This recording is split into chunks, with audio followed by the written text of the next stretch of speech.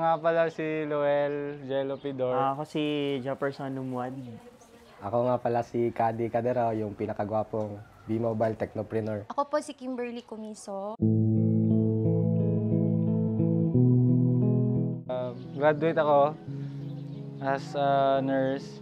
Then, ayun, normal lang. Ang gusto ko lang is makapasa sa board exam, then gusto ko mag-abroad. Yung ginagawa ko dati, isa akong Dota player. Ako yung tipong estudyante na happy-go-lucky. After ng class, laro ng Dota. Tapos, paggabi, pag nagyaya yung mga barkada, pag inuman din. Fresh graduate ako, bale criminology graduate ako, tapos after nun naging tambay ako. Then nag-try ako ng mag-call center for siguro 2 months. Actually po, graduate nurse po ako. So wala pa po talaga akong work. Tambay lang po ako, sa bahay lang po. Isang araw, merong gathering kami mga magbabarkada. Then, pumunta kami sa bahay ni Badge. Kasi doon kami magkikita lahat. Then, pagdating ko doon, ako yung isa sa mga unang dumating. Then, ayun,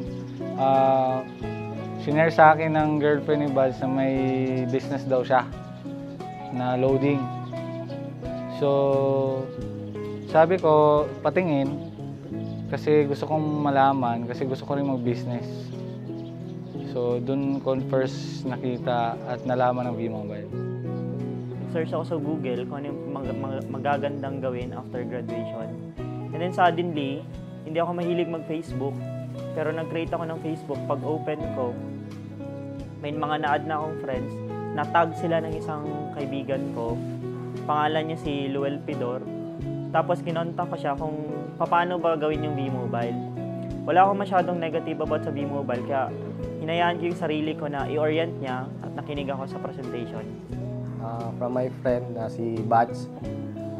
Tapos, nung nag-gather kami, ako yung unang tumawa sa kanya kasi feel ko scam talaga si B-Mobile.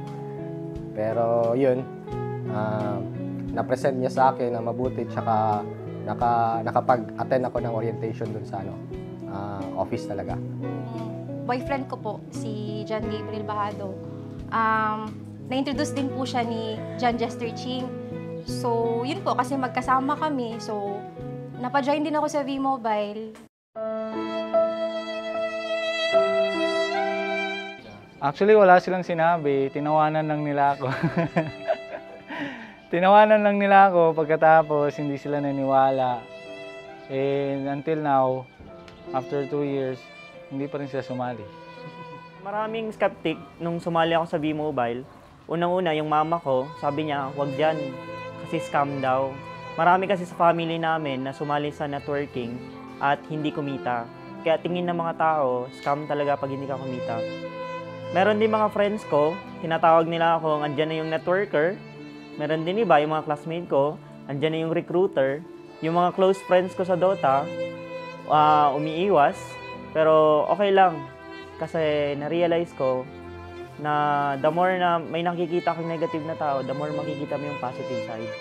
Mama ko, naiga siya masyado sa V-Mobile kasi siya ang unang shineran ko about sa V-Mobile. Tapos sabi niya, wag ka pumasok, magtrabaho ka na lang, sabi niya sa akin. Pero matigas ang ulo ko, so binenta ko yung cellphone ko para lang makapag-join ako sa V-Mobile. Ako, sinabihan nila ako, scammer daw ako. Tapos, negative kasi sila sa networking kasi ang akala nila dito sa Philippines, pag nag-networking ka, ayun, linlangin ka lang, scam, tapos maraming mga negatives. Pero nung kalaunan, nung nagtagal na ako sa business, nakita nilang kumita na ako, so hinahinay, naging positive na sila.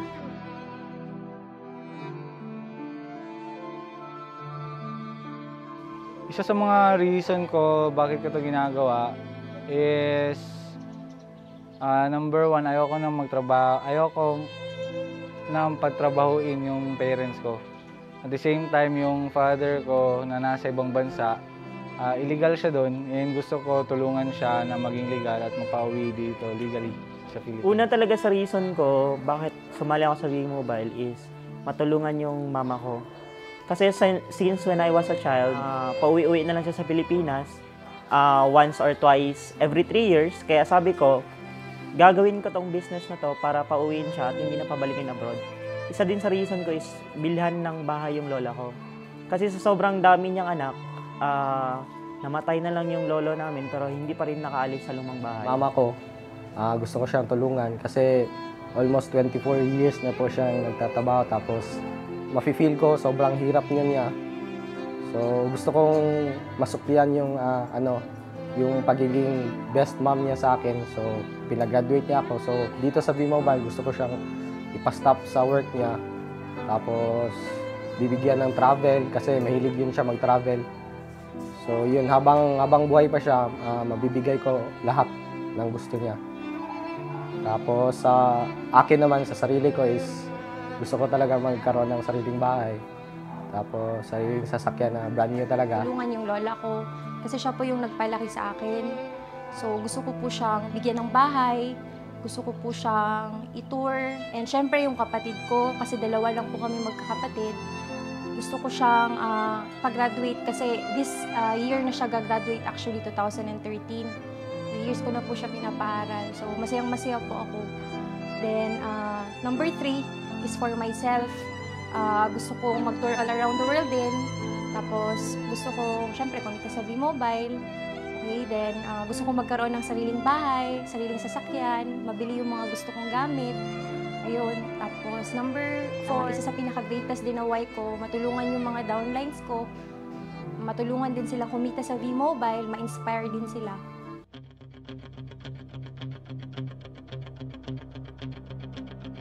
Na ako naging dependent sa parents ko.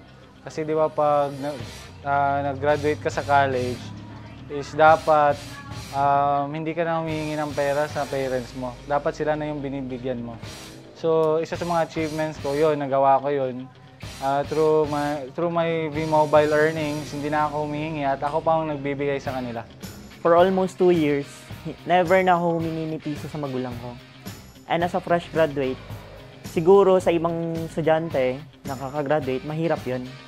Pero dahil sa V-Mobile, nabigyan ako ng chance patunayan sarili ko kung ano yung kakayahan ko at kung ano pa yung pwede kong maabot. Tulad nga sabi nila, yung achievement naman kasi hindi lang minsan sa pera lang. Minsan sa personal development mo yan. Ang isang happy-go-lucky na Jeff dati ngayon naging isang responsableng tao na. Hit ako ng first 100K ko. Tapos nagtuloy-tuloy na. Proud po ako na sabihin na independent na po ako. For 2 years, hindi na po ako umaasa sa family ko. Ako lang po bumubuhay sa sarili ko. So, masayang-masaya po ako kasi napakalaking achievement po yun para sa akin. Kasi hindi po madali, hindi po basta-basta maging independent. Sa totoo lang po, kung ma-experience nila.